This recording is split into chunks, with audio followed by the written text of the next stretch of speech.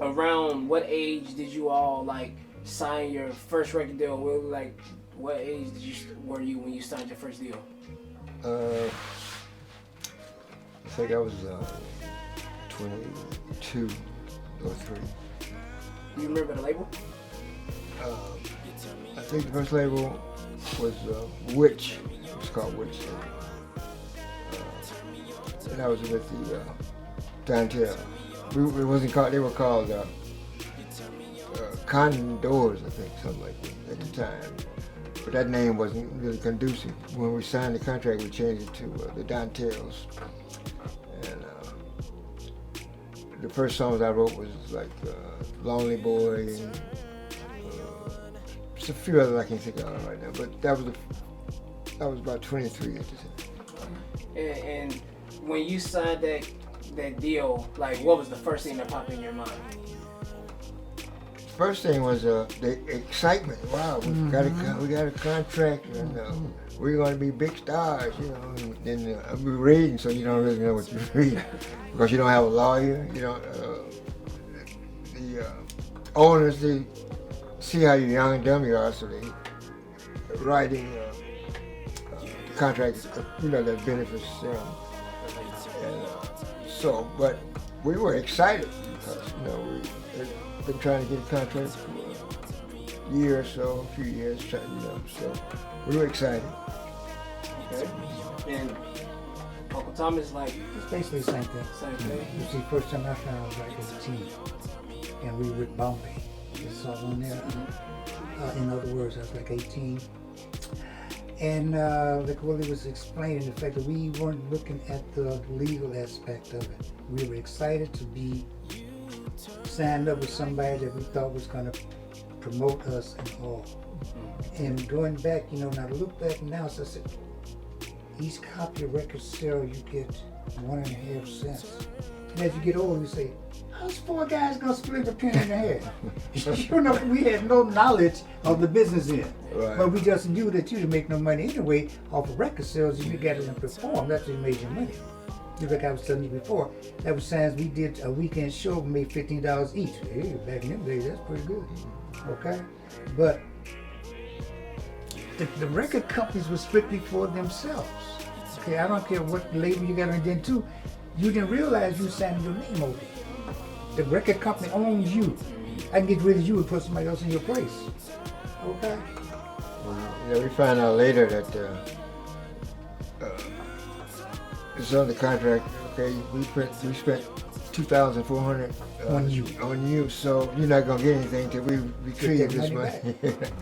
So we didn't think in those terms at the time. And it's unfortunate, you know. And back in the day, you needed a label to make it, you know. No doubt about it. And it's just, every time I hear 1.5 cent per record, it blows my mind. And because, like, how can you take advantage of the talent? You know what I mean? It's like, we know label owners, half of them don't have talent themselves, but it's like, okay, we're going to take advantage of your God-given gift, you know. And that, I just don't understand how that can sit right, you know, morally with someone. But, you know, it's unfortunate that you all had to go through that, and, you know, but you grew through it. You went through it, but you grew through it. You know, This is why I think too, we started to do it independently because we knew what they were doing. And like Willie said, if they spent $2,000 on musicians and studio time and everything, they got cooped that back, so you ain't gonna get nothing. Okay? When we first did that first tune, one of the tunes, we had our own pictures printed up. That picture right there, we went up and down Madison Street and used to record shop trying to get in, you know, different people to put us up in there, play our separate, you know, record here. Okay? And I was telling him before, Willie, how in order to keep our record on the air, we was doing hops all during the week on the Wednesday, on Thursday. Man, I gotta get to go to work. You want your record play? You would be. I lost a couple of jobs, you know, because they had to go make that hot. Yeah, we did quite a few promotions at Hops. Herb Kent, Euron Jones. These people, I don't know if you're familiar. I don't know, Sam Evans and all. I mean, you don't know about that. But that was the game back in them days, man. Because if you don't do nothing for me, I can't help you. You can't put the damn record on. No, you can't come up here with me. Yeah. Okay. Because DJs, I mean, I'm not taking no conversation, but the DJs back in the days control the airwaves. Okay?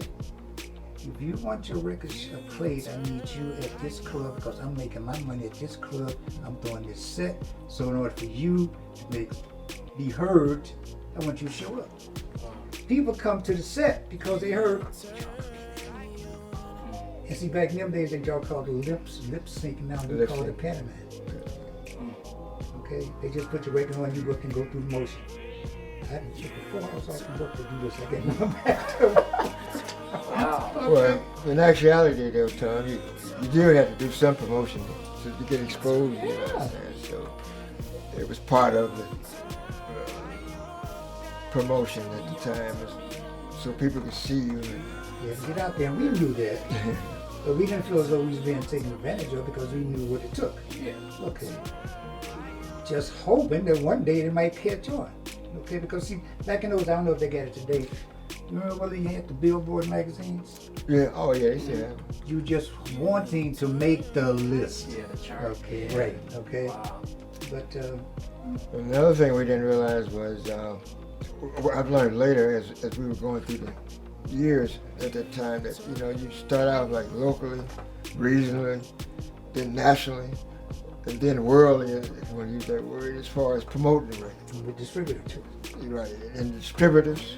So they're gonna start out with a certain amount of records in a little certain area. And all of them get paid too. Okay. Yeah, distributors, they get paid up because they were the key to get the record out. Get it out there. The gatekeepers, that's what we call them. I don't know if y'all call them that back in the day. We call them gatekeepers now. Gatekeepers. You know.